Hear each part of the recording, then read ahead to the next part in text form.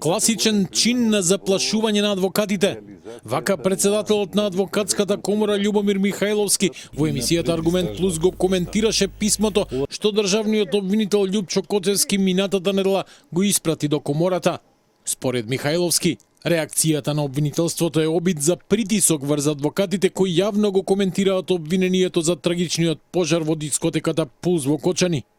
И Михајловски очекува судската постапка за пожарот да трае долго, поради големиот број обвинети и оштетени лица, меѓу кои и родителите на настраданите и повредените деца.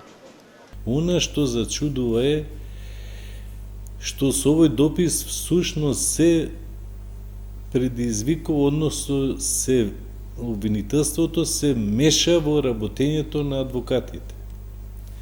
Ние треба да свати државава дека адвокатите и обвинителството се странки во постапката. Значи, обвинителството не е ниту над судот, ниту над адвокатите, туку тие се странка во постапка. Писмото на државниот обвинител беше испратено до комората пред една недела по јавните настапи на дел од адвокатите вклучени во предметот. Во него Коцевски остро реагира на јавните коментари на адвокатите, оценувајќи дека тие однапред изразуваат неосновани очекувања во врска со времетрењето на судската постапка, без да бидат запознаени со доказниот материјал. Давањето неосновани проценки во врска со долгото траење на судските постапки го нарушува угледот на судот и представува обид да се прикаже како бавен и неефикасен.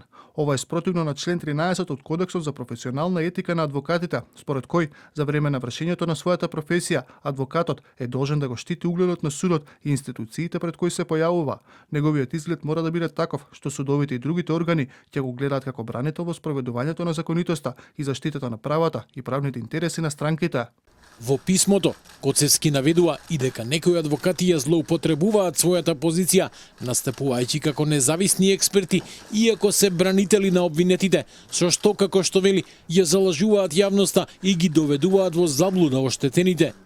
Дел од адвокатите кои ги застапуваат обвинетите за пожарот во дискотеката Пулс веќе јавно изразија сомнежи во квалитетот на обвинителниот акт и прогнозираат долг судски процес.